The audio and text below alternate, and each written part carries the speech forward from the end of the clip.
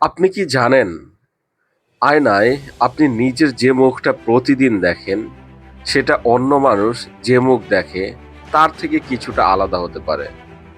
আর সবচেয়ে অদ্ভুত ব্যাপার হলো, অনেক মানুষ আয়নায় নিজেকে বাস্তবের চেয়ে বেশি আগলি বা কখনো কখনো বেশি অ্যাট্রাকটিভ ভাবে।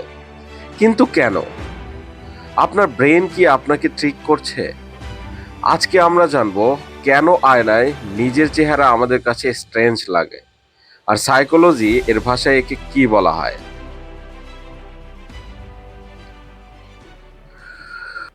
প্রতিদিন আমরা আয়নায় নিজেদের ফেস দেখি, এত বেশি দেখি যে আমাদের ব্রেন একটা ফ্যামিলিয়ার ভার্সন তৈরি করে ফেলে। কিন্তু সমস্যা হলো, মিররে আপনি আসলে নিজের রিভার্সড ফেস দেখেন। মানে অন্য মানুষ আপনাকে যেভাবে দেখে, আয়নায় আপনি সেভাবে নিজেকে দেখেন না। এ কারণেই অনেক সময় ফোন ক্যামেরা দিয়ে তোলা ছবি দেখে মানুষ বলে, আমি কি সত্যিই দেখতে এমন? কারণ ক্যামেরা আপনার ফেসকে সেইভাবে দেখায় যেভাবে অন্য মানুষ দেখছে, কিন্তু আপনার ব্রেন আয়নার ভার্সনের সাথে এত অভ্যস্ত হয়ে গিয়েছে যে রিয়াল ইমেজটা আনফ্যামিলিয়ার লাগে। সাইকোলজিতে এটাকে বলা হয় মেরি এক্সপোজার ইফেক্ট। সহজভাবে বলতে গেলে, যেটা আমরা বেশি দেখি, ব্রেন সেটাকেই বেশি কমফোর্টেবল মনে করে। আর এখানেই আসে আরেকটা ইন্টারেস্টিং বিষয়, সেলফ ইমেজ ডিস্টরশন।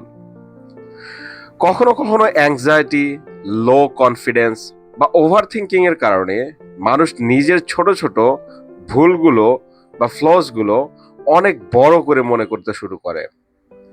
একটা টাইনি পিম্পল বা সামান্য আনইভেন ফেস, ব্রেন সেটাকে এক্সাজারেট করতে পারে।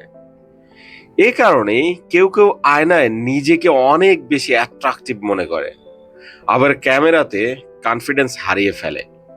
কিন্তু বাস্তবতা হলো, মানুষ আপনার ফ্লস নিয়ে এতটা নোটিসই করে না যতটা আপনি নিজে ভাবছেন। কারণ সবাই মূলত নিজের অ্যাপিয়ারেন্স নিয়েই বেশি বিজি থাকে।